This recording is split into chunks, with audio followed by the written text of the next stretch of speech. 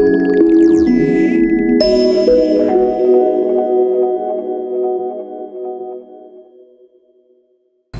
you very much. This was a very good discussion on which I have been working quite a lot, at least for the past 20 years. Because my area of study is philosophy, and therefore moral philosophy is also important for us. And I was trying to see how we can develop a moral philosophy based on Islamic understanding. Then I failed. And then I started questioning myself. Why did I fail? What is wrong? Why can't we develop an Islamic philosophical ethics? To answer this question, I will go back to another issue. I guess we don't have any other presenters, so I'm allowed to speak for 15 minutes. Yes. So I'll check time. Okay, I'll stop at 10:15. I would like to have a wider approach. You know, in every civilization, I think yesterday I emphasized this, there are certain traditions within which we carry out our activities, our actions, behaviors, and so on. I talked about one of them yesterday, that was Islamic knowledge tradition. Now I would like to say a few things about Islamic scientific tradition. Of course, knowledge tradition is broader, and it actually includes the scientific tradition also within itself. But since scientific tradition is very large, we can analyze it independently. So Muslims don't pay attention to this, unfortunately. If it is possible, we should have a required course in every Muslim university that gives at least a 2-semester course on the history of Islamic scientific tradition, as well as its philosophy of science in Islam, in other words. This is extremely important. Why? Because it will give us the basic terminology Muslim scientists used in the past. And if you depart from that terminology, today the mentality of our scientists will change. It will depart from Islamic understanding. You see, because today Western scientific tradition is widespread, it has become global. And therefore we tend towards it. And that was what forced me into this, to try to develop an Islamic moral philosophy. Because I study Western philosophy, I see they have it, and then I say we should have it also. Whereas this is not possible in Islamic scientific tradition.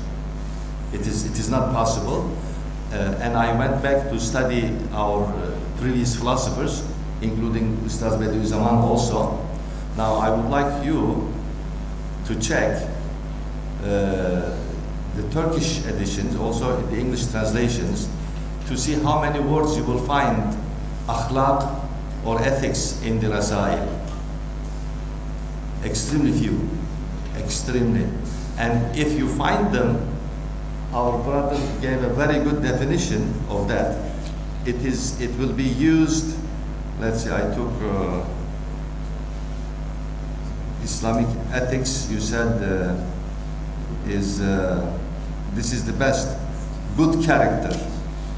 Good character. Yeah, that is how good character. Very good. This is exactly what it means. You see, it doesn't mean morality, because khulq, right? It is derived. You know, actually, in Greek, as you know, the word ethics is Greek word. Also means character.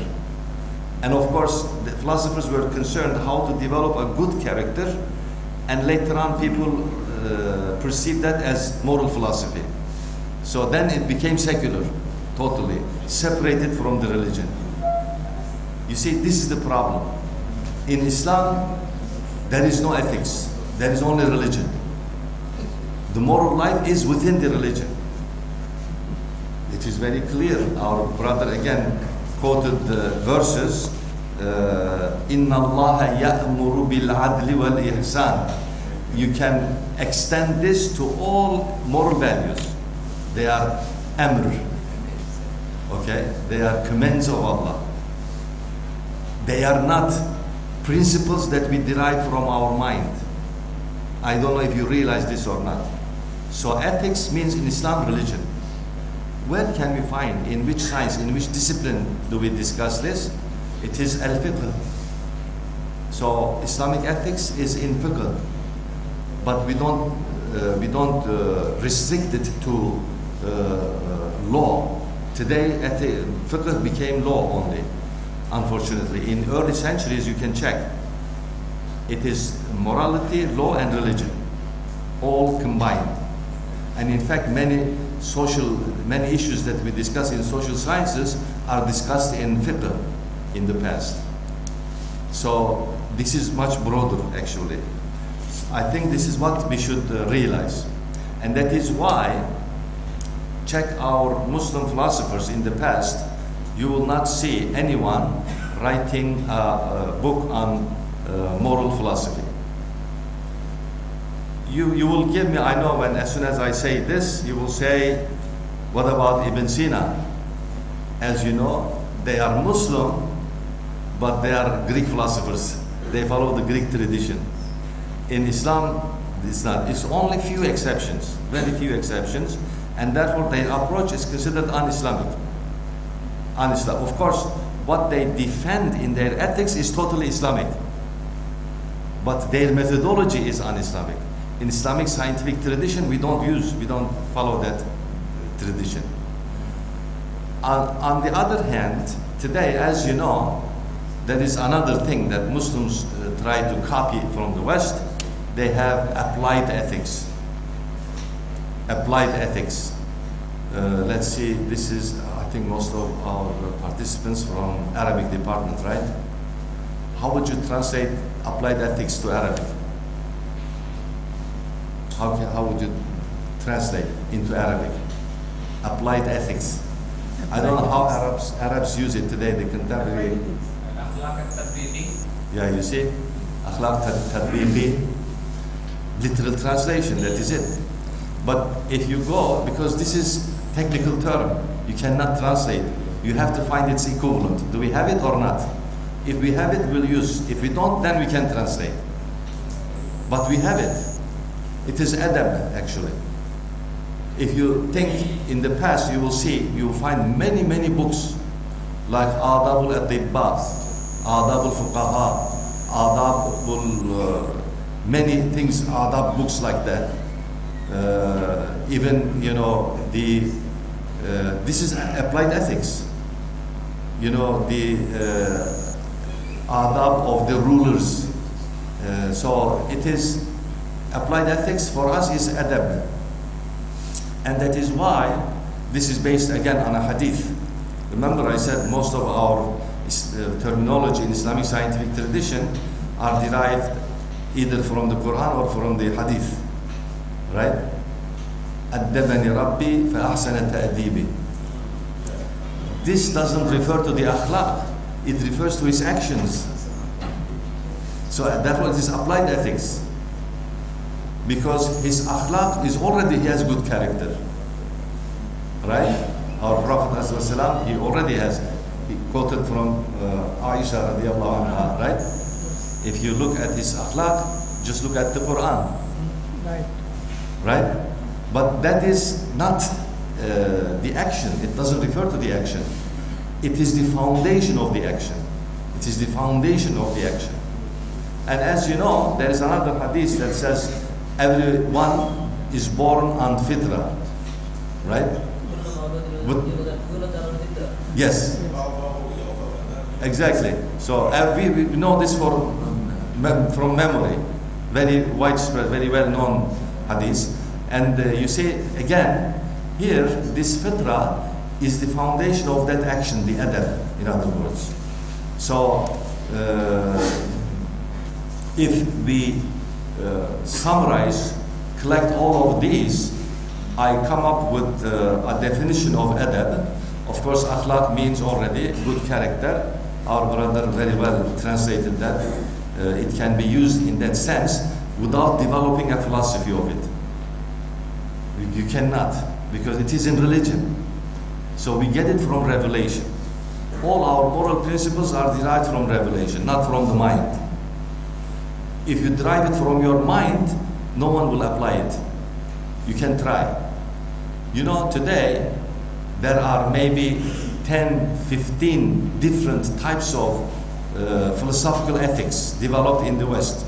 Let me give you one example. Kant's moral law, for example, categorical imperative. He developed an excellent rational moral system. Which society is applying this? Who's applying this? The strongest one, in fact. You see, if you derive it from the rationally, no one will use it. It's not because it doesn't have the forcing effect. But here, inna Allah ya'muru. So you have to be careful. Who is ordering? Who's giving the command?